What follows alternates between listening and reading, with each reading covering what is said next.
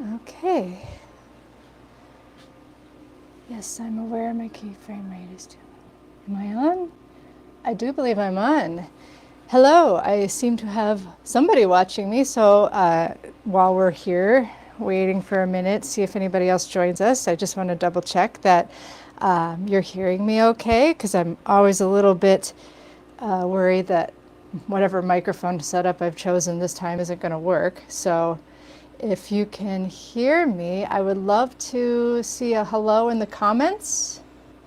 This will be a good test because I am not in this video, so the only thing you have is my voice. Awesome! Hi, Ellen. I'm so glad I got the sound going because that's been tricky for me. So welcome to Wednesday Live. Hi, Ellen. Good to see you. I'm glad that you made it today as well as yesterday. But I hope everybody is well today, whether you are here with me now or if you're watching this in the future.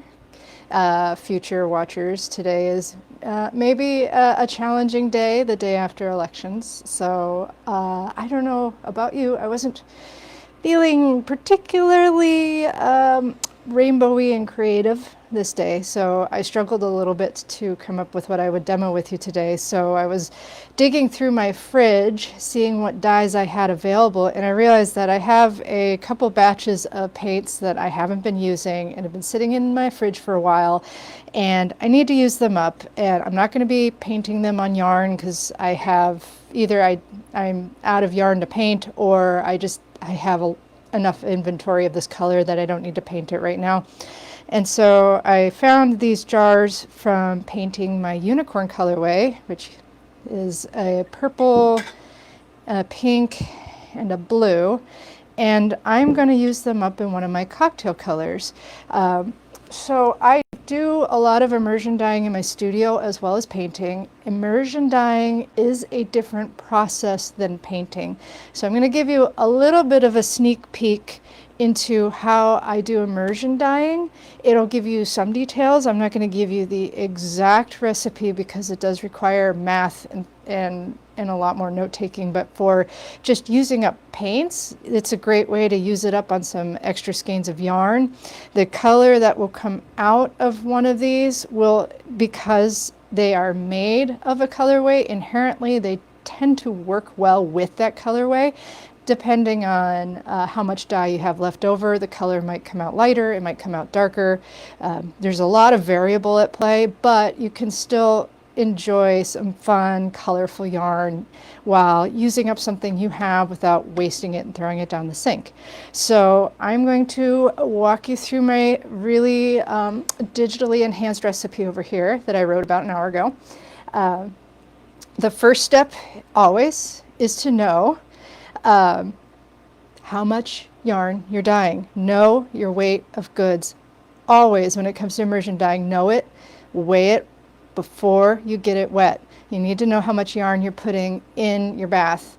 The bath that I'm using is a proportions recipe, and the proportions are all related to the weight of your fiber. So if you don't know how much it weighs and you get it wet, it's going to be hard to calculate. But I know how much my yarn weighs because I'm always working with 4-ounce skeins. My recipes that I use, I typically work in grams. It's easier to talk in ounces of yarn on my shop because it's easier to think in ounces and pounds, but in my studio, I pretty much do everything in grams, so I convert to grams. So first step in an immersion bath is you measure that dry weight of goods. Dry, dry, dry, dry, dry. Don't get it wet till you've measured it, weighed it.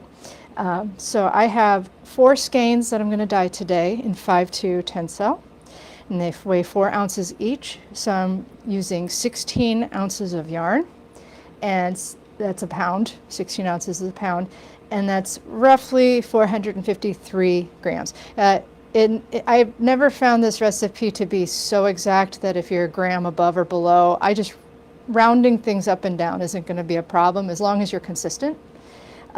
Once you know that dry weight of goods, then you want to wet it out. So I've got my 4 skeins of yarn, and they're sitting in a bucket.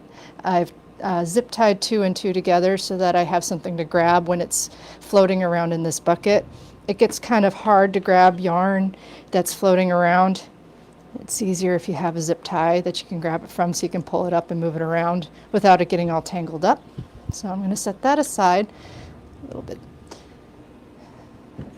All right. Step 2. Really fancy. Prepare your water bath. So immersion dyeing is a water bath method.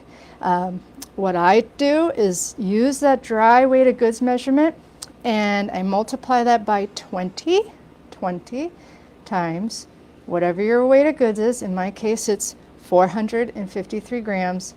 And that tells me how many milliliters of water I need for my water bath. I tend to convert to liters because I'm dyeing enough yarn that measuring milliliters of water is really time consuming. It's easier to just do liters of water, so I just convert that to liters. And then I've even gone as far, since I do this enough on my buckets, I've measured the water to some precise amount, and then I've actually marked on my bucket where those water levels are, so I don't have to sit and measure my water every time. And then I need to measure salt. I will mention also, so I have a line here for 4 skeins. I've actually removed some of the water. This isn't totally necessary. I'm going to add my dye. I have so much dye left over that there's a lot of volume there. So just to make my color a little bit darker, I took some of the water out. And then when I go to add my dye, if it doesn't quite get up to that 4 skein mark, and I'll add my water back in. But that was a lot of information. Don't worry about it. This is not an exact immersion bath method. It's rough. It's a rough estimate. As long as you're fairly close, this works really well. So I've added the water. I'm going to add salt. Now the salt that I use in my dye bath it's an assistant to help the dye move through the yarn, and it does, I think it's supposed to also help with the dye to dissolve better, but I think it's mostly just to help push the dye through the yarn and to make it a little bit more level. The salt that you use is just typical table salt. I like using, pickling salt.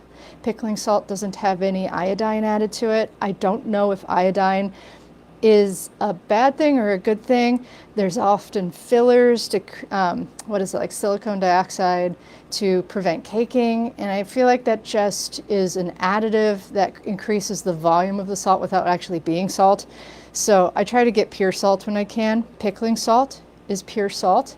If you dye as much as I do, I have to buy salt in bigger bags, and the easiest way for me to do it locally is just to get either pool salt or soft water salt, just making sure that whatever's in the bag is in fact salt and nothing else.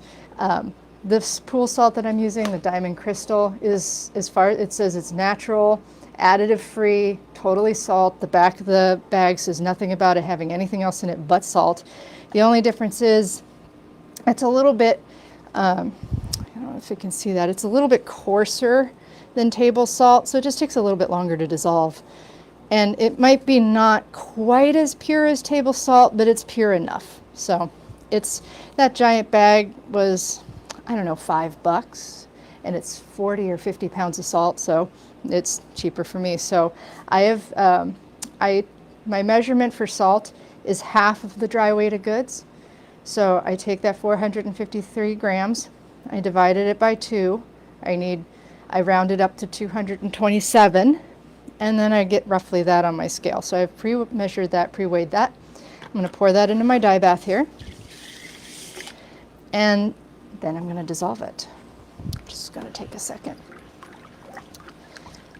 Ellen says she's here. She says weave and unweave.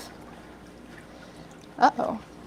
That sounds like my last weaving project. I did a lot of unweave. It took me a few days to stop unweaving before I started weaving again.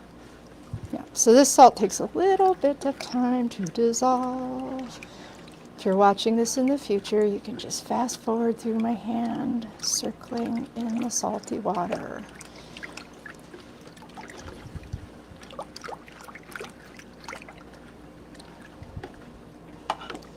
So I've got my water, 20 times the dry weight of goods in grams. Tells me how many milliliters of water I'll need for my water bath. Or you can convert that to liters by dividing by, what is that, 1,000? There's 1,000 milliliters in a liter. So 9,060 milliliters is 9.6 liters. And half of my weight of goods and salt gets added to this bath. Okay, I think that's pretty much dissolved now. So we'll move on to step 3, 4, and 5. There we go. There's no reason why you can't just stick your hands in salt water. So I'm not wearing gloves at this point. All right.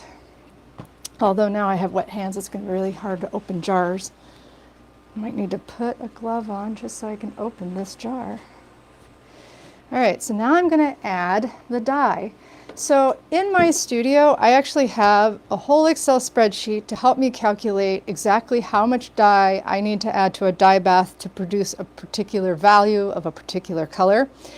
In this case, because I'm just using leftover dye and I'm not too concerned that the end result comes out a particular color, you don't need to worry about measuring anything. I'm just going to pour what I got in that bath,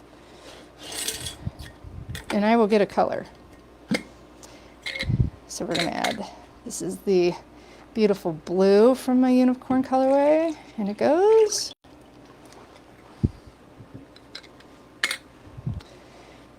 Might need to shake that up a little. Here's the beautiful purple from my unicorn colorway, and it goes.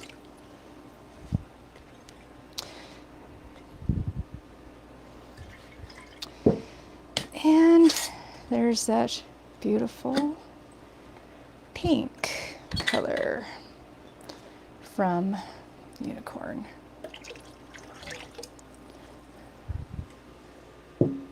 Let me see, let's see, my 4-ounce skein mark is a little bit higher, so I'm just gonna top it off with a little water. The only reason the proportion of water in this recipe might be important is to make sure that when you add the activator, the soda ash, that those proportions are correct. I have a particular measurement for weight of goods in proportion to the soda ash, and if you have too much water in there, it might dilute it a little bit and make it so it's not going to activate quite as well. But I've never had any problems, even if it's not exact. As long as it's fairly close, you should be good. So I'm going to stir that up, make sure everything's kind of dissolved and mixed together. It's a beautiful purple. One nice thing about the unicorn colorway is that the cocktail color is almost always a reliable purple. When I make my cocktail colors with like fall maples is made of red and yellow and blue, and so that cocktail color can vary widely depending on which color I have more of and which less. I've got brown, I've got pink, I've gotten purple before, so it just depends. All right, so that's mixed up. This bath is ready. This yarn is wet.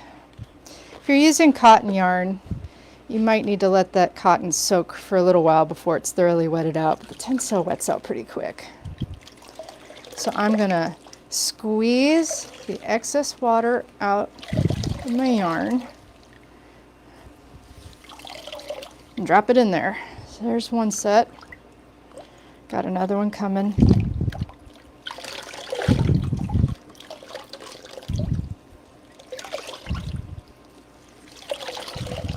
One thing I've yet to test out, I have 2 types of yarn in my studio. I have Tencel and I have ring spun cotton. And lately I've been putting both of them in the dye baths together. I'm not sure if that changes the end results of the dye color. I haven't really tested it out to see if there's any significant difference between the two. I don't think there's much, but it could be possible that one yarn absorbs a color a little bit differently than another, or it pulls it up faster than the other. I really don't know. That's something I need to play around with. So you can see yarn is starting to turn purple. So this is an immersion bath that has dye in it, salt in it, and yarn in it, but it has not yet been activated. So this is not a finished bath. Typically, I let the yarn set in a bath like this for at least 15 minutes before I activate it, and that allows all the dye to get absorbed by the yarn before it starts activating, so that the color is a little bit it makes sure that the colors, all the colors that you're using are absorbed into the yarn, because some colors will absorb more quickly than others. So if you activate it early, it might not, one color might not activate as well in the yarn as another, or it just might skew your results a little bit.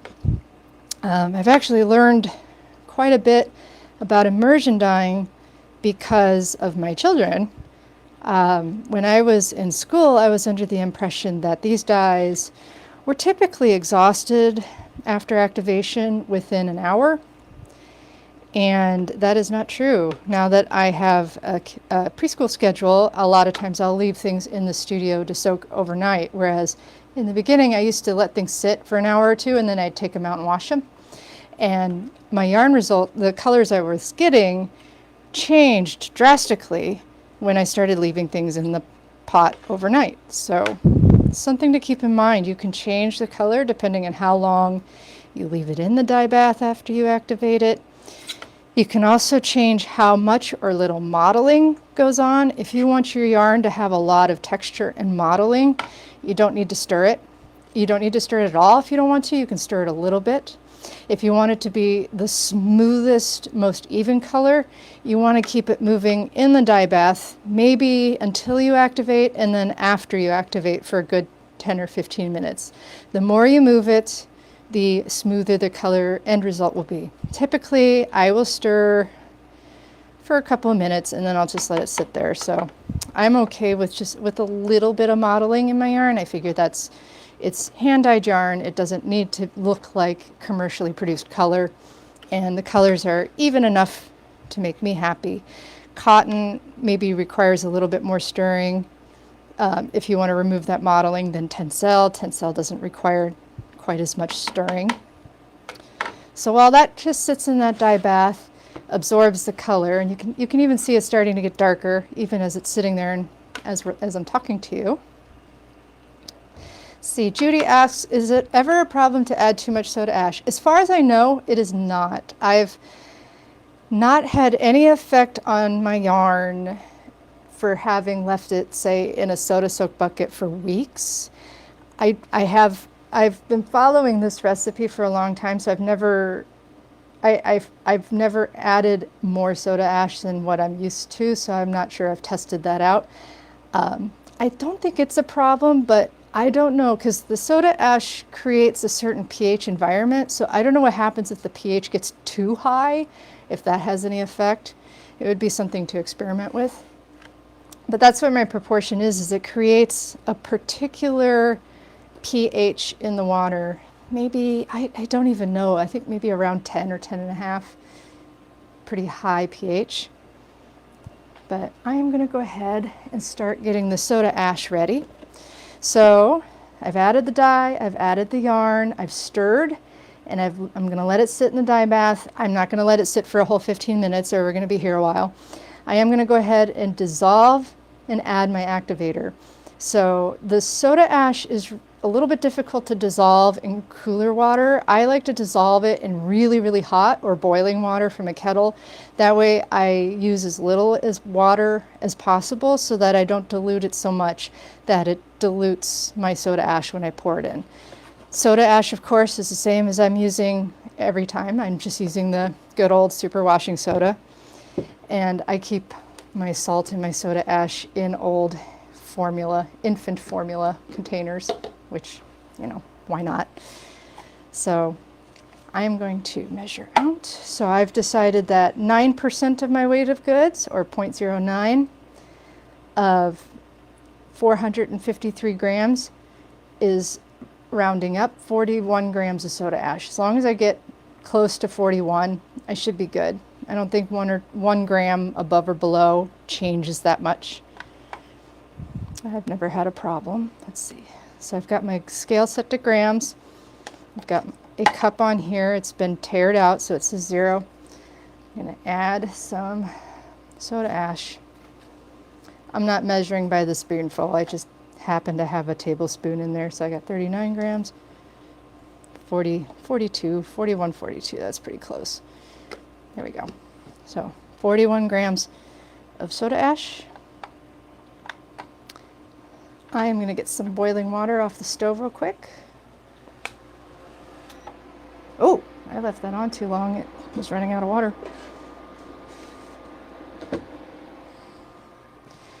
I love these cups because you can pour boiling water in them and they can handle it. So I'm going to add a little bit of there in that cup. Stir it. Plastic spoons seem to be able to handle the boiling water too. I've been using the same plastic spoons for years. So I'll add just a little bit of water and try to dissolve it in as little water as possible. If after a little while of stirring it just doesn't seem to want to dissolve, just add a little bit more water. I think this will do it if I stir it long enough.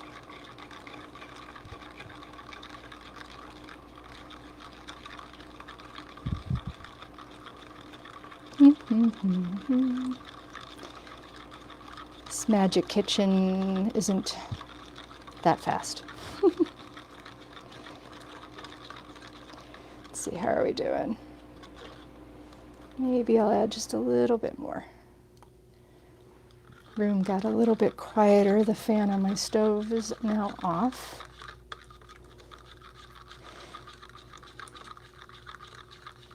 I haven't tested it yet, but I use these induction burners. I just about boiled all the water out of my pot. I believe if it had actually run out of water, the pot would have overheated and it would have shut itself off. But I have yet to test that theory, and I really don't want to. It might shut off, but it won't do good things to the pot, I don't think. But, you know, it won't burn my studio down, so that's good. All right, that looks dissolved. I am going to put my gloves on for the next part.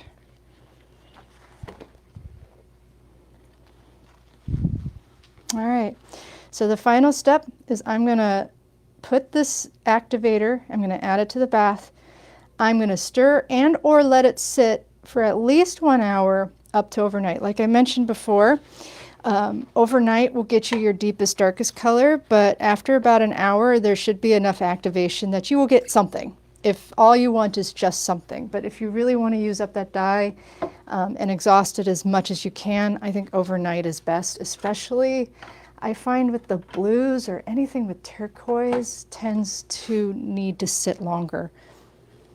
Anytime I've taken out yarn too soon, the blues tend to be the colors that seem to be the most affected or the palest. All right, I'm going to look for my zip ties again.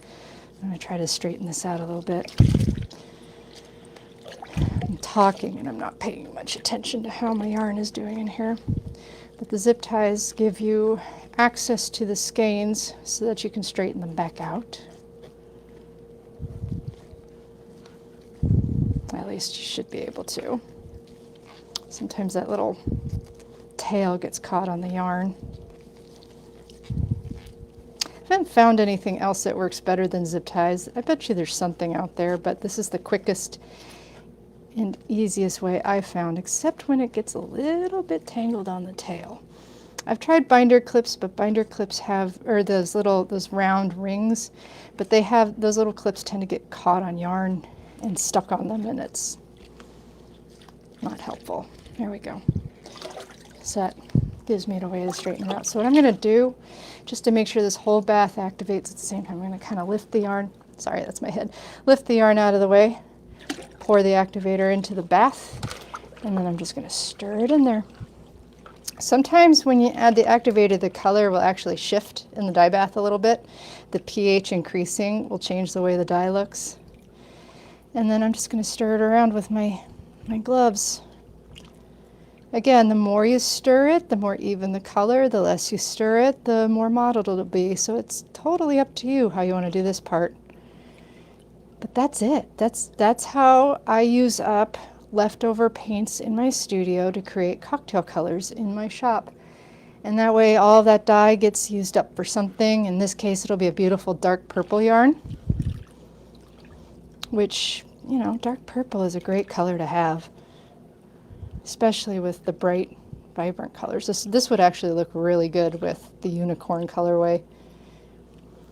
If I'd have added more yarn and watered it down more, it would have been a paler purple, because if my weight of goods was higher, the amount of water I would use is higher. It would water down what leftover dyes I had more. That color would be a little paler. You don't have to use all the colors at once. You could try different things. I just figured this might be nice to see, since you could just use those colors up. I could paint them on a skein if I had enough left over.